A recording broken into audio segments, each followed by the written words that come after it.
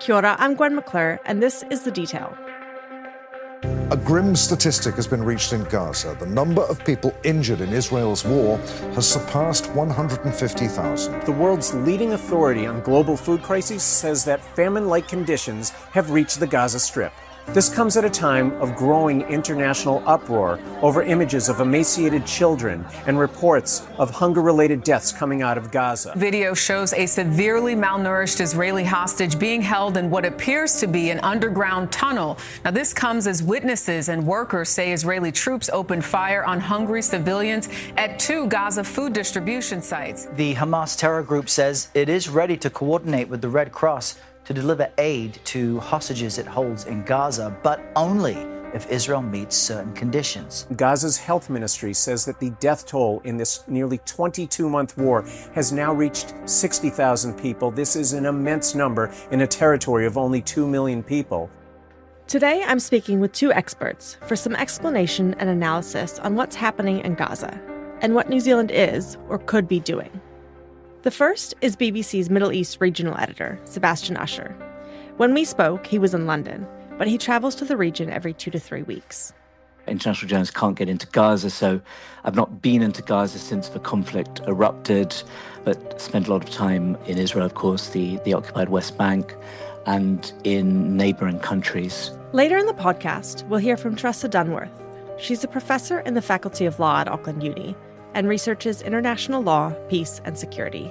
There is still time for New Zealand to start to engage proactively and ambitiously and use its long-standing and good diplomatic relations with all those countries of the Global South.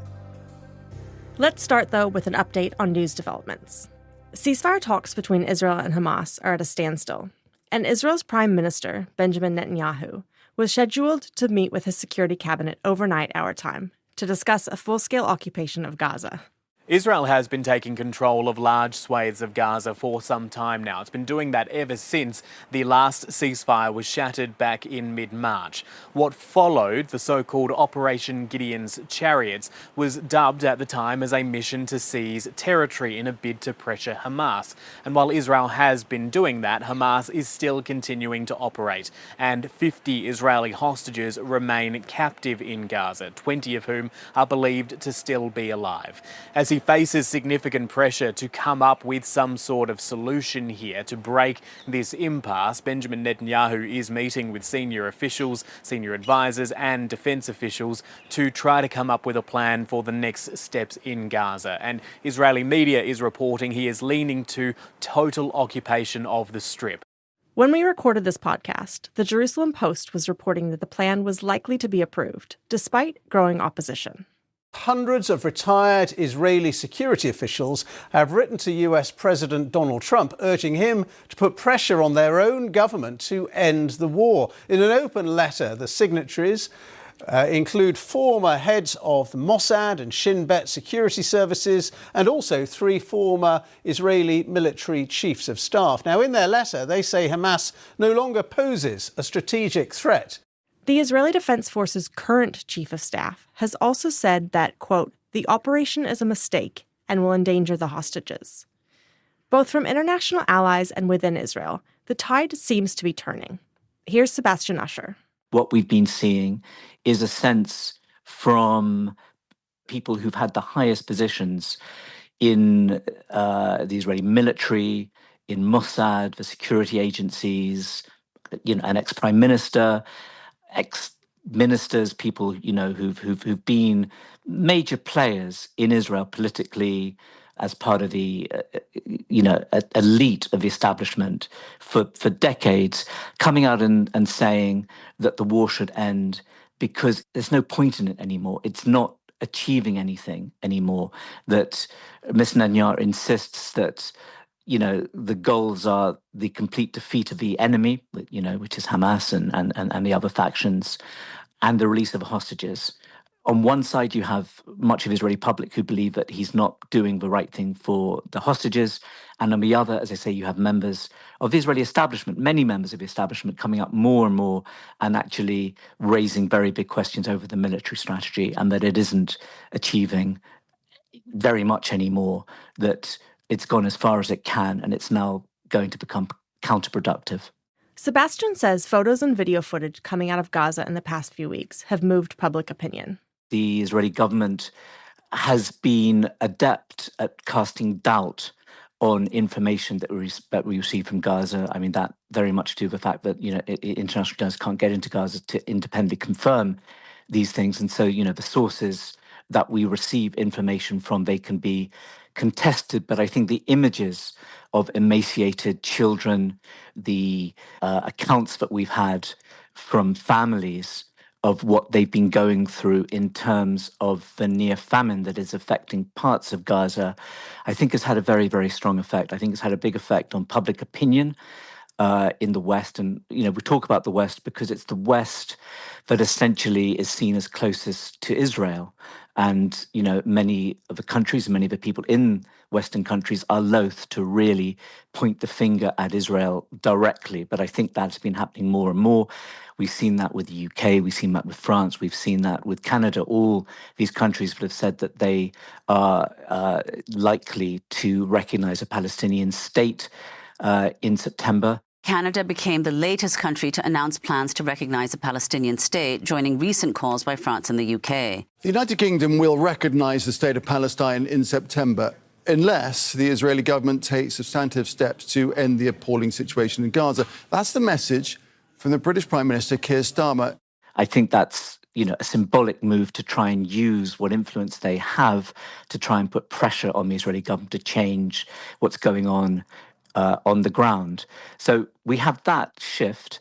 I think there's been a shift in Israel for a long time. That shift has been about the majority of people in Israel, from the sense that one has from the large protests, from the reports in the media, from the people that one speaks to, that the majority of Israeli people are not in favor of the way the Israeli government seems to prioritize the continuation of the war over the salvation of a few hostages, 20 living hostages, as far as anyone knows, that remain in Gaza. And that was brought to a head again by the images, the latest images, very disturbing images that were released from Gaza by Hamas, showing, again, in a kind of echoing of those images of emaciated Gazans, showing these two very emaciated Israeli hostages.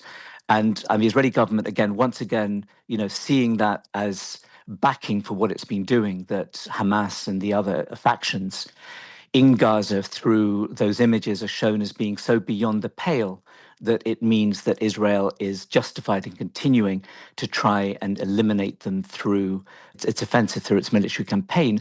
But many of those on the other side in Israel who believe that the government should be doing all it can to get the hostages out see it as another sign that there's no time to lose, and try to put pressure more on the government to take that line. So, we haven't moved a huge amount in terms of what's happening on the ground at the moment. There are still, dozens often of Palestinians who are being killed every day in Israeli attacks. There are still huge problems over the distribution of aid, although Israel has allowed more aid in. But there has been, I think, a shift in the urgency, and I think more importantly, in the kind of international way that countries are working together, I think, to try and put pressure on Israel. Do you have any stats around what the Israeli public wants at this point?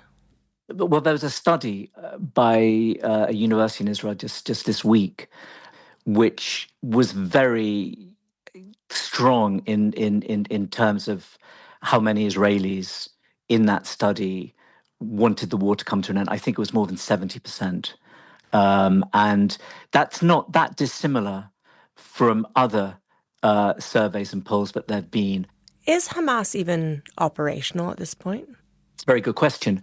One of my colleagues who is, speaks to people from Hamas regularly, provides, us with a huge amount of information, has said that he thinks that Hamas really has been severely weakened. What we do know is that Israeli forces are in control of at least 75% of Gaza now. That gives Hamas a very small amount of space to operate in. So, no, Hamas exerts little control now, I would say, over Gaza, but it still has, enough fighters. It still has those hostages. It still has some cards to play. And, as we've heard, I mean, there are still Palestinians in Gaza who, because of what they've seen happen there to their family members and so on, have rallied to the cause. So Hamas has lost many of its members and its senior leadership, but it's also had, new members joining. Hamas released images last week of a hostage who's clearly in very dire shape. But then there was another video of another hostage, and that was released by Palestinian Islamic Jihad, right?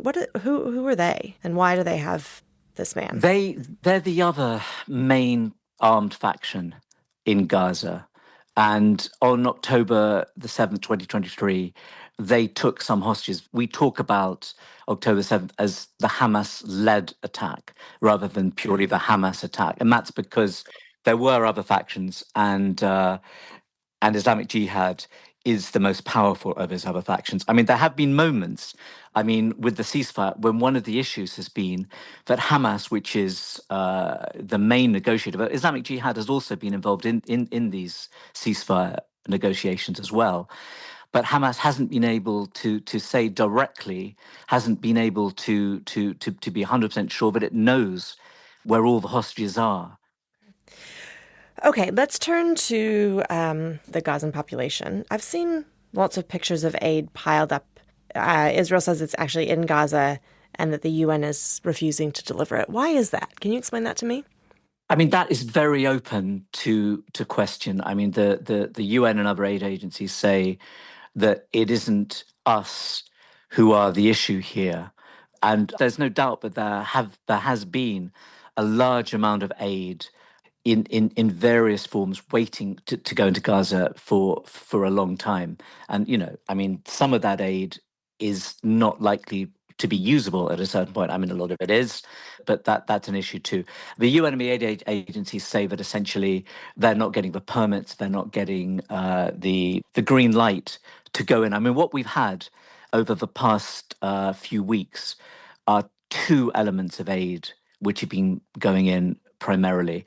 We have this group, the Gaza Humanitarian Foundation, which, this very controversial group backed by Israel and the US, which opened 4 aid distribution sites. That's compared to the 400 sites that the UN aid agencies were running. And I think it's undeniable, despite what Israel and the GHF itself says, it's led to these chaotic scenes where, tens of thousands of very hungry Palestinians, and also, lots there who are possibly working for armed gangs, possibly working with Hamas, who are trying to get to the front of the queue to get this very limited amount of aid. But by bottlenecking them like that and having the Israeli army watching them, in often in the middle of the night in areas which the IDF designates as battle zones in any case, you've seen these appalling incidents when they've been killed day after day. Since May, various sources have put the death toll of Gazans trying to get aid from 1,000 people to more than 1,500. 63 people starved to death last month, according to the Gaza Health Ministry, with reports of more dying daily. This is a Channel 4 news report out of Britain on the situation from earlier this week. This morning, trucks carrying fuel and food could be seen entering Gaza from Egypt, a week after Israel eased its blockade. But Palestinians are still so hungry that they're risking death by walking to Israeli-controlled distribution centres. Eyewitnesses and hospital officials say 27 were shot by Israeli troops today near several aid sites. We are collecting pasta from the ground to feed our children, and we can't do more than that. I travelled at 4 o'clock this morning, but because of the heavy gunfire, we were unable to go any further. But 14-year-old Mossab al-Dibs is clinging to life, first paralysed by an Israeli airstrike, then losing 30 kilos due to a shortage of nutrient formula, which he needs to be fed by tube. But you've also had about 80 to 90, sometimes 100 aid trucks go in, overseen by the IDF, which has been separate, which has been going into northern Gaza. That's mostly been flour to go to bakeries, some other things like that. But the UN says that this is nothing. There needs to be at least 500 to 600 trucks to service the 2.1 million Gazans a day. And they say that this is Israel not allowing them to do that. That there have been issues where those trucks have been attacked, sometimes by people who were desperate, sometimes by gangs. There have been times when actually the truck drivers have refused to drive them because it's too dangerous. Which has been an issue throughout. I mean, for a long time, there was an issue where the aid coming through from the south, from Rafah, couldn't get up to the north because it was just too dangerous for drivers to go up there. So, that was a major issue, which led to pockets of severe malnutrition then up in the north. And we've had, just in the last few days, we've had some airdrops. This is something which aid agencies in general say should be a last resort. It's perhaps the least effective way of getting food to people. But if there's no other way, then it's been done in the past. And as you say, just very briefly, I mean, Israel has accused the UN and other aid agencies of not bringing that aid in. These things are very hard to tell 100%. I mean, there's a little bit of truth on both sides, but often there's more truth on one side than the other. I think, as far as what I've seen, that the UN and the aid agencies have big issues about being able to get that aid in. If they could, they would. And I think that Israel and the Israeli military, for various reasons, some of which they would say are logistical, that nothing can be done about them and that it's not meant intentionally, but have been perhaps the main issue in allowing that aid in. So I think some of these accusations that Israel's made about UN aid agencies just not doing their job, I think that is not that close to the truth.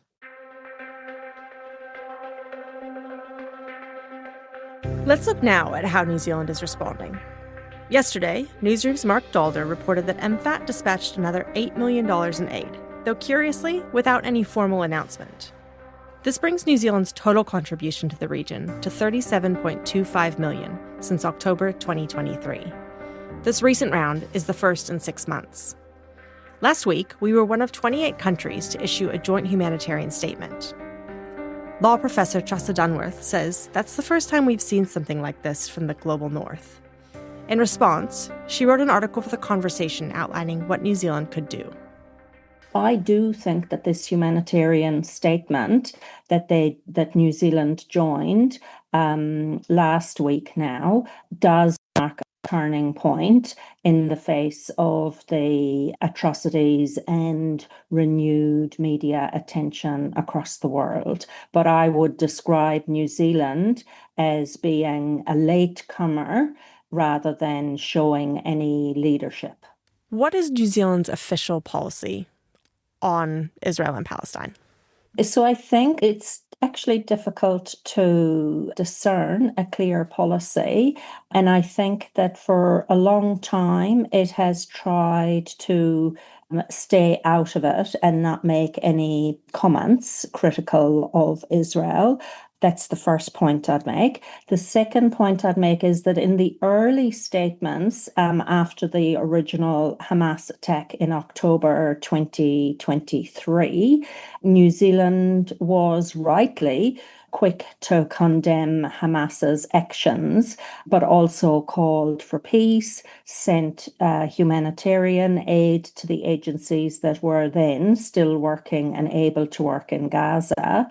From that moment on, New Zealand took very much a softly approach, although if you trace through the statements and the voting patterns across the General Assembly for New Zealand, we did call for peace. We did lament the humanitarian situation. Tell me about this humanitarian statement. What was it? Who signed it? What did it say?